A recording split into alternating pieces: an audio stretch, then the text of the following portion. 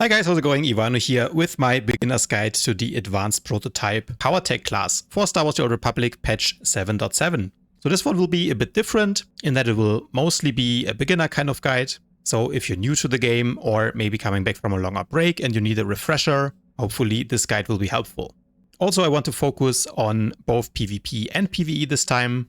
So we're going to go over the gear which you need, the stats to shoot for, and of course the rotation as well. So APPT really is a burst monster, and this is also why for me it is the most fun spec to play in the game, and it is my main class that I've played for the better part of 10 years now. It is kind of a hybrid, so it's not a true melee class, not a true ranged class, because it can have up to 15 meters of range on many of its core abilities, which makes it very interesting to play. It is also relatively easy to learn, so a good class if you're a new player that's just getting into the game, and as I already said, a lot of fun to try out. For your gear, if you want to play PvP, all you really need to get is a set of Thursian 336 gear. This is the PvP gear, which you can get from the PvP vendor and then upgrade. But if you also want to play PvE, I recommend that you skip this altogether and either go for a set of modded gear and drop mods in there that go up to item rating 340, or you go directly for the Rakata gear, which is the current best in slot gear in the game that goes up to item rating 344. If you don't have any gear yet, I have a dedicated gearing guide, and in that one I explain the fastest way to gear up your character. If you're lucky, it takes less than half a day, and you're pretty much ready to jump into operations or PvP.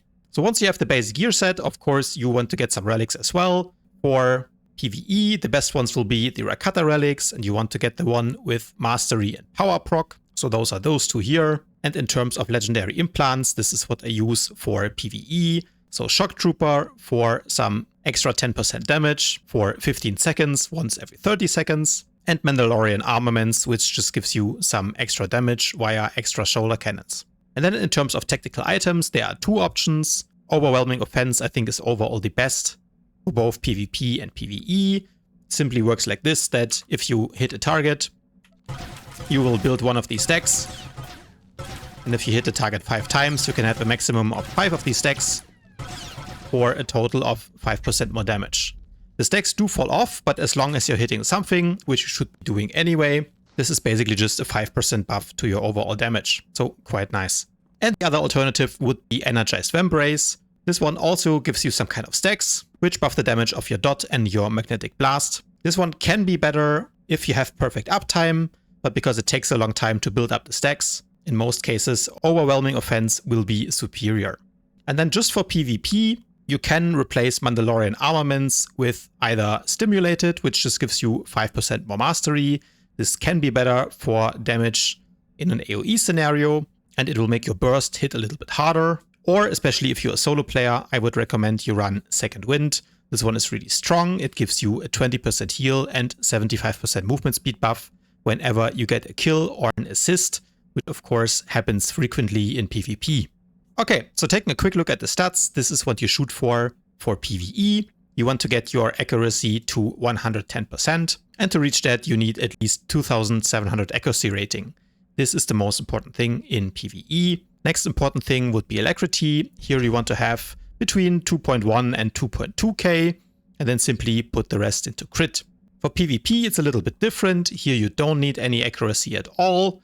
The alacrity you want to have about the same. And then since you don't need the accuracy, you can have a little bit more crit.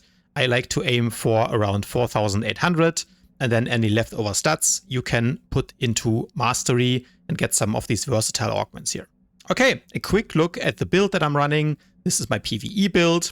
So you're going for all the single target options because in PvE it's more important to maximize your boss damage. On 43 you can choose between the 15 meter range, or you can go for advanced shielding. So it really depends on the fight. You can play with these two a little bit. These two, however, are mandatory. They give you some nice free damage when you take AOE, or in this case, when the boss is hitting into your energy shield. And then up here, hydraulics are absolutely mandatory. This lets you avoid a lot of mechanics, run really fast. Finally, on 73, you run rebounders, which simply helps your team.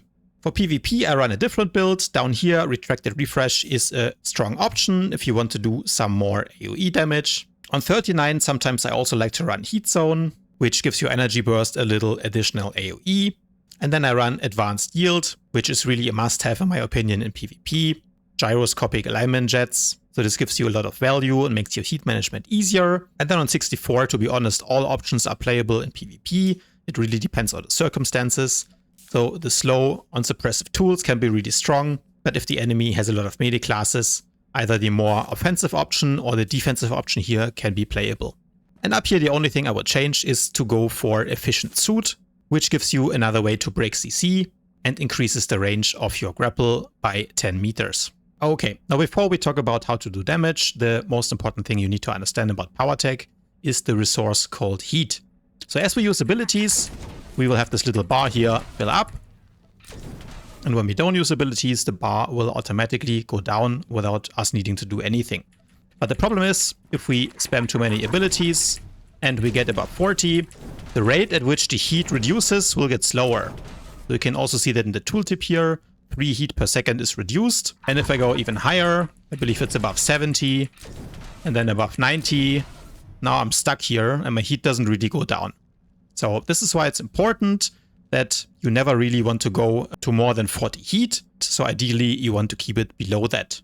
And how can you manage your heat? Well, of course, I mean, the very basic way is you can use an ability like Rapid Shot or also Jet Charge, which do damage but don't cost any heat. But to make your rotation sustainable, first of all, we want to use Retractable Blade. Retractable Blade itself, of course, also costs heat. The ability itself then puts a dot on the target that ticks down. But because of a cool passive we have whenever we use Rail Shot, we will vent some heat. So as you see, Rail Shot itself costs 15 heat in that case. But because I used it on a target that had my dot on it, I immediately went to 0. So we'll do that one more time. Retractable Blade, and then Rail Shot. And now my heat goes down very fast. So this is the first way in which you can manage your heat. But the most important thing when playing PowerTech is that you can actually reset the cooldown of your Rail Shot. So, for example, if we use Magnetic Blast, you will see that my Rail Shot starts to glow. And if I use it now, it will not generate any heat. This is because of the most important passive that PowerTechs have, called Prototype Particle Accelerator. And this one can be triggered once every 6 seconds. 6 seconds, of course, means once every 4 abilities. So in practice, this looks as follows. We'll use Mag Blast, Rail Shot, and then 3 Mag Blasts. And then my Rail Shot will glow again and be free to use. So, Rail Shot, 2, 3, 4, Rail Shot. So if you're following on the left on my ability list, once every 4 abilities, you can proc your Rail Shot, and then it will be free to use and the cooldown will be reset. This is why everyone says, if you can count to 4, you can play PowerTech. Now, Rail Shot is important to keep your heat low, but it does another thing, which is that every time you use it, you will build 1 stack of energy loads. And if you get to 4 stacks, then your energy burst will start to glow like this.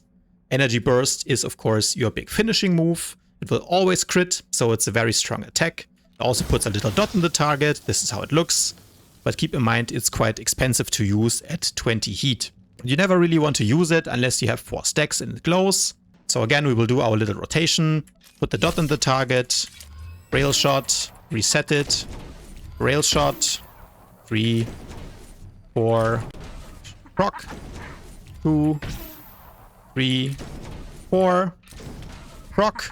And now we have 4 stacks again and we can use Energy Burst. So every 4 Rail Shots and then you use Energy Burst. This is the basic idea of the PowerTech rotation. And as you can see, everything is centered around counting to 4. Now you might notice that my Thermal Detonator is glowing. This is because we chose the Power Burst talent in the tree. It simply makes it so that after you use Energy Burst, your next Thermal Detonator will be buffed. Talking about Thermal Detonator, the cool thing about it is that you can use it from 30 meters range. So even from over here, I can throw it. It's very nice to open the fight. And you can see the damage is delayed. So it goes off after a little bit more than 3 seconds, which means that after we throw it, we can still fit 2 abilities in there before actually the damage goes off. So now that we know that, we can do a combo like this. Put our dot on the target, Rail Shot, reset the Rail Shot, 2, 3, 4, reset the Rail Shot again, 2, 3, 4. Reset the rail shot again. Energy burst. Thermal detonator. So, this is a very nice combo. But how about the other abilities? Well, we have Rocket Punch, which has a couple of cool effects. First of all, it will put a debuff on the target called Sundered. And this one simply reduces the armor of your target. And as you might have noticed, Rocket Punch also resets the cooldown of Rail Shot, makes it free to use the same way as Mech Blast. But of course, Rocket Punch does more damage than Mech Blast and costs less heat. But yeah, ideally, you want to use Rocket Punch on cooldown. So don't save it for proccing the Rail Shot. In a perfect rotation, you just want to use it whenever it's off cooldown for the damage. Okay, going back to our big burst attack, the Energy Burst. As you know, you can only use it when you have energy loads. But apart from using Rail Shot, there's 2 more ways to build these stacks. The first one is to use your regeneration ability.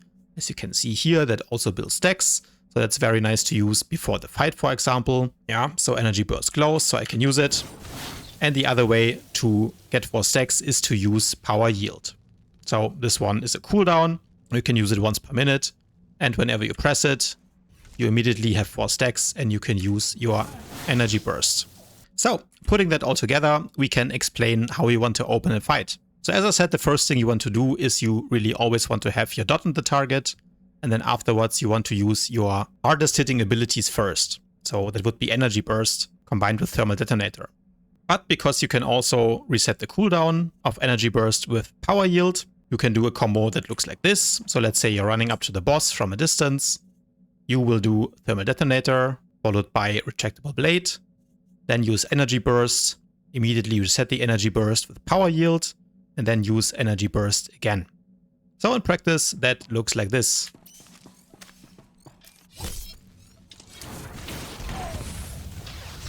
Yeah.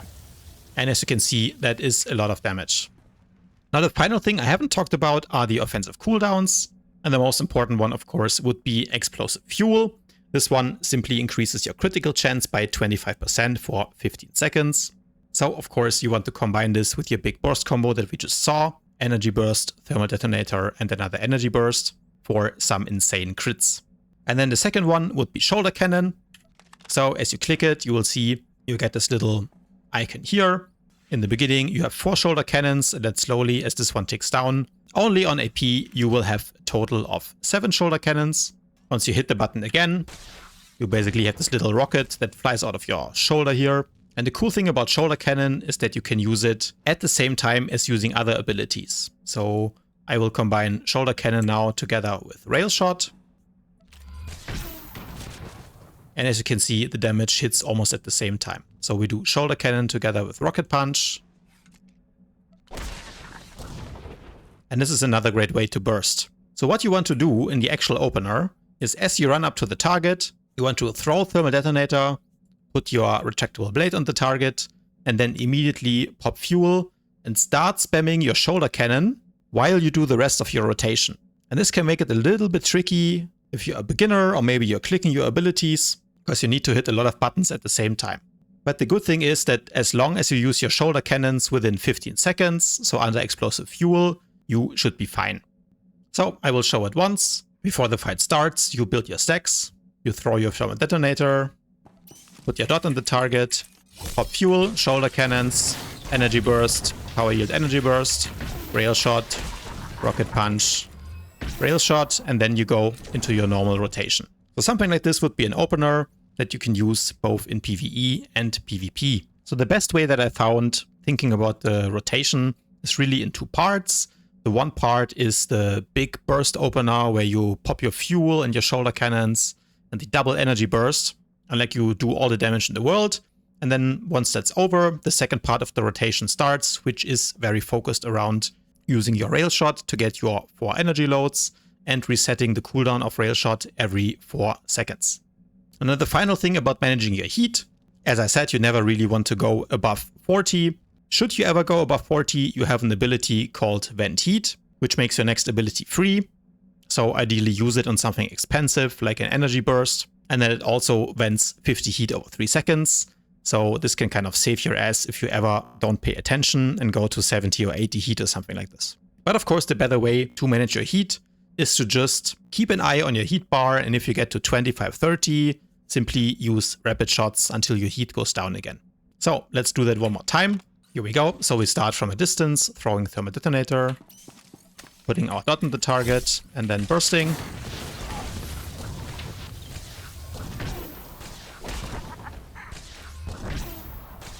Using our vent heat. And now that our fuel is over, we start part 2 of the rotation,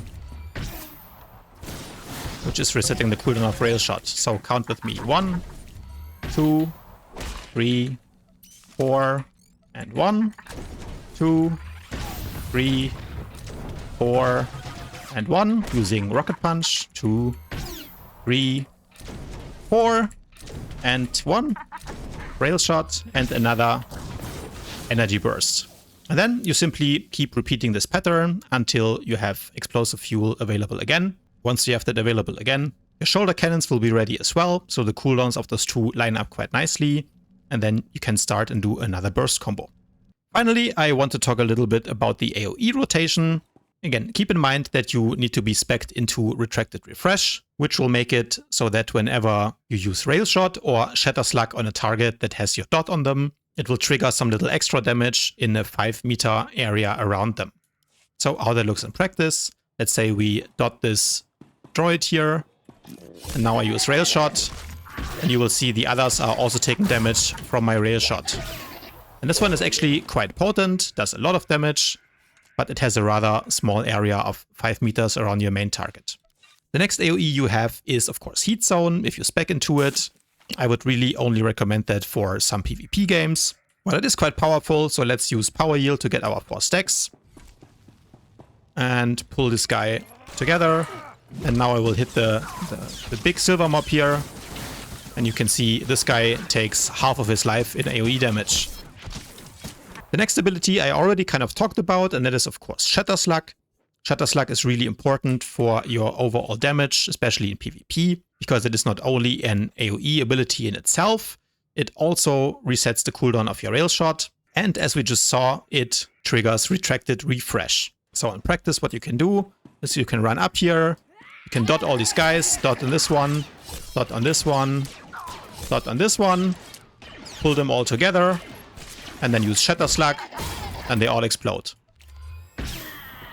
Because Shatter Slug will trigger the AOE from Retracted Refresh on all of them. So kind of leads to a chain reaction and does a lot of damage. So the next AOE ability you have is called Deadly Onslaught. This one is a ground target AOE, so you can choose where you want to aim it. The nice thing about it is that it kind of works around corners. So you do need line of sight, so you cannot use it like this. But what you can do is, for example, aim it here, and then run around the corner, and the ability will not get interrupted. So that's a little trick you can use for PvP. And your final AOE ability is of course Flame Sweep. This one looks like this. The only time you really want to use this is before a fight, or if you're running between targets and you're not in range to hit anything, because Flame Sweep will also give you a free Rail Shot. Damage itself is not that good though, so instead of doing like this, it's really not worth the heat. You are better off simply using Shatter Slug. So to sum it up, I recommend that you use Energy Burst and Shatter Slug in combination with Retracted Refresh for AOE, and use Deadly Onslaught only if you want to play PvP and run around corners like this. And be careful about Flame Sweep, because usually it's not worth the heat. So that's really everything about how to do damage. Just 2 more things about your defensive cooldowns. They are quite straightforward and easy to use. First one would be Energy Shield. So it gives you some damage reduction. And the cool thing about it is that the cooldown gets reset when you get hit. So you can see my cooldown here. And if you look in the bottom right corner on the tooltip, as I'm taking damage, the cooldown of it gets reset by a couple of seconds when I take damage. So in a PvP match, or if you're taking some damage from ads, you can have this one available quite frequently. The next cooldown is called Call to Overload, and what this one does is it quickly heals you up to 35%. So only really triggers once you fall below 35%, and then it will quickly heal you to keep you at exactly that health percentage. It has a rather long cooldown, so you need to be a little bit careful about when you use it. And the other important thing to know about it is that in PvP, if you choose Efficient Suit, this one will cleanse stun effects. Finally, we have Sonic Missile. Normally, this one would be your AOE Taunt or your Threat Drop in PvE. But because of this passive, it also gives you a 30% defense chance for 6 seconds. So you can use this one to avoid a bunch of stuff. This one also works in PvP, by the way. So very good to know. Last but not least, Power Yield is also a very strong defensive cooldown. Because if you read the tooltip here, you see that it also increases your armor rating by 40%. So this one can be both a very powerful offensive and defensive option. That's all I have for today, guys. Hopefully this guide was helpful. Let me know in the comments below what you thought about it and if you want me to do more similar guides for other classes. And as always, if this video helped you, please remember to leave it a thumbs up, subscribe to my channel, and I'll see you guys tomorrow.